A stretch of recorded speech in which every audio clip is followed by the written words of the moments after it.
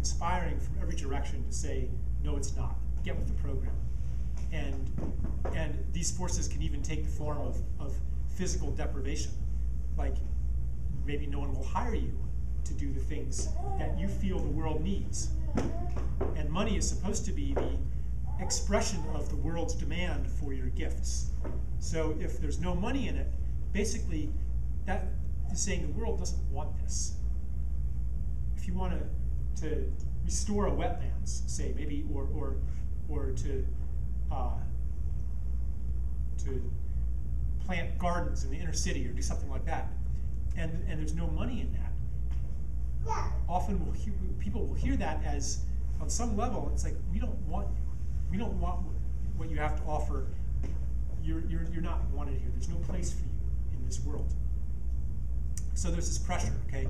And that leads to stage 2 of the invisible path, which is, you could call it rebellion or struggle. So part of you still knows that you're here to make the world more beautiful, and that the way things are is not to be accepted, and normal life is not happy enough. But another part of you has really taken in these messages that say, the problem is with you, get with the program, try harder, and like it. So what I did is, and especially because, see, not only was nobody validating my intuition of a more beautiful world, but I didn't have a vision of that world either. I didn't know what it looked like. I didn't know what there was to strive for. So even if I was pulled to do certain things, like, there was no goal in mind. I couldn't envision and conceive the destination. So there was no, I was at a loss for how to act on my feeling.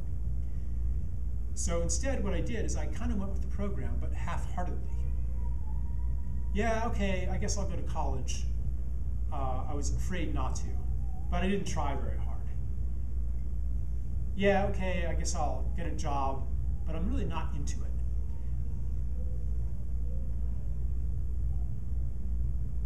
When that attitude is almost universal, then it becomes cool to be a slacker, to be cynical. It becomes almost a universal virtue, that you're not supposed to like life too much.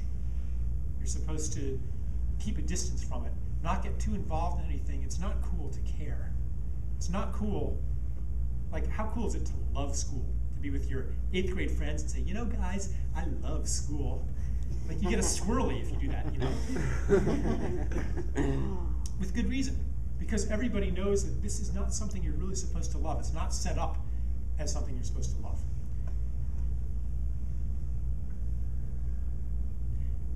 So that's one way of rebelling. It's to kind of participate half-heartedly, keep a distance, be cynical, not try very hard. Another way to half-heartedly, another way to rebel is to get addicted to something, so that most of your life force is incinerated in the addiction, and there's not very much left to contribute to a world you don't believe in. Another way is to become depressed. And depression is kind of a withdrawal from life. You can't even make yourself get up in the morning, or you don't want to go to bed because you don't want tomorrow to come, or you don't want to stop eating, because then it's back to life where you don't even want to eat. Depression is another rebellion of the soul. It says, no, if you don't consciously choose to stop participating, then I'll make you. I won't even let you get up in the morning. So chronic fatigue is another example, another manifestation of this rebellion.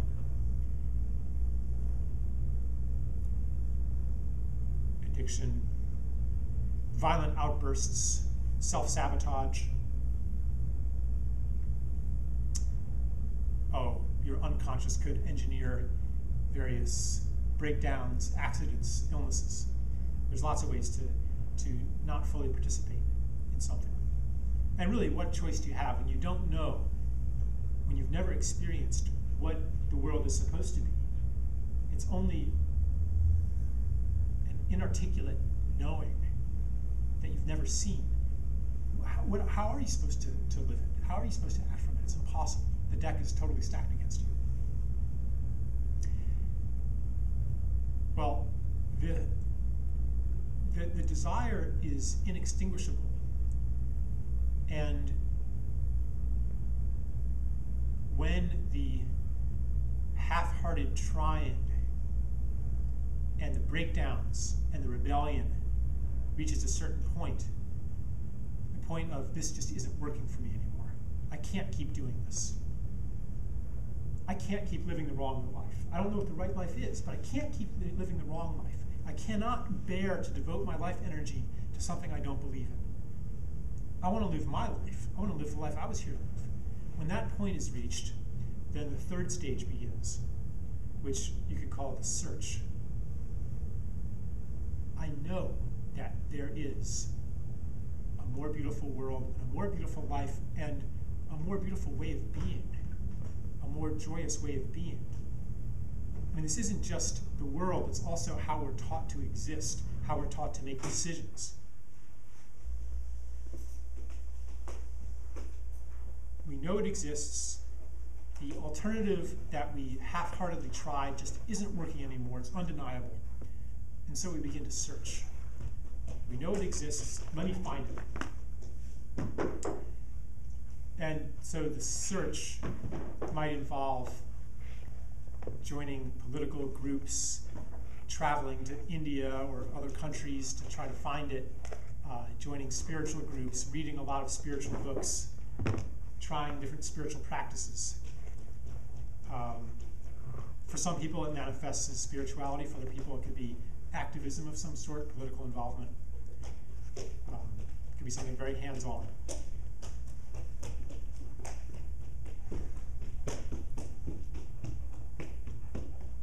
And that thing that you're trying to find in the search, you can never find it.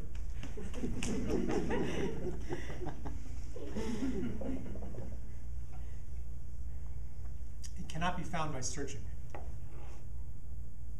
because all of the efforts at search come from the way of being that we've been given and told is normal.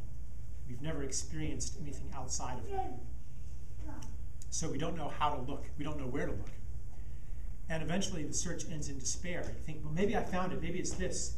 You know, this guru seems to know, or that book seems to lay it all out and make it so simple. And maybe it's The Secret, you know, and you read The Secret and you practice it. Maybe it's the Course in Miracles. And you know, you take it up and you sense that there's something in there. And that it's transformed somebody's life, it seems. But every time, you're disappointed.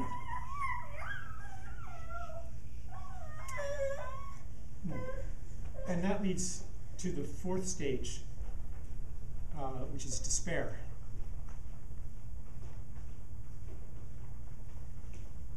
And you just give up. You give up searching. You think maybe it doesn't even exist.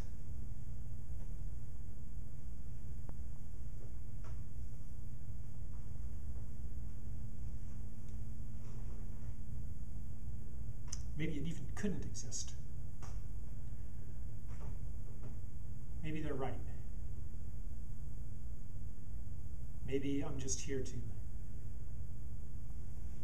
Maybe there's no purpose. Maybe I'm just here to enact the program of my genes to survive and reproduce.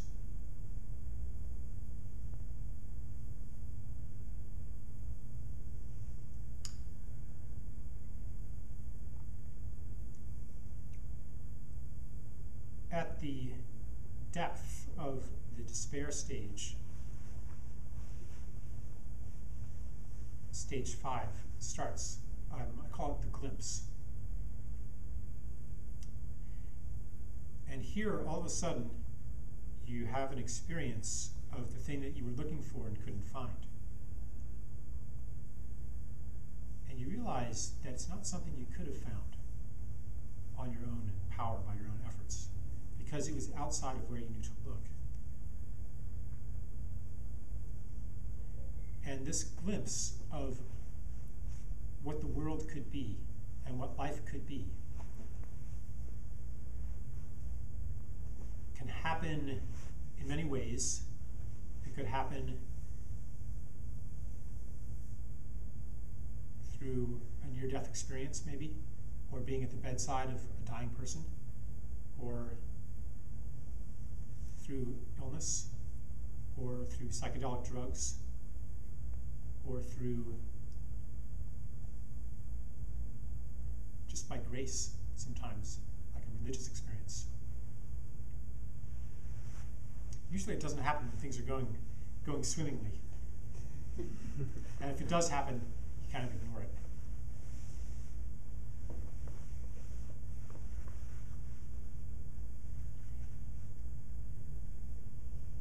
It's like,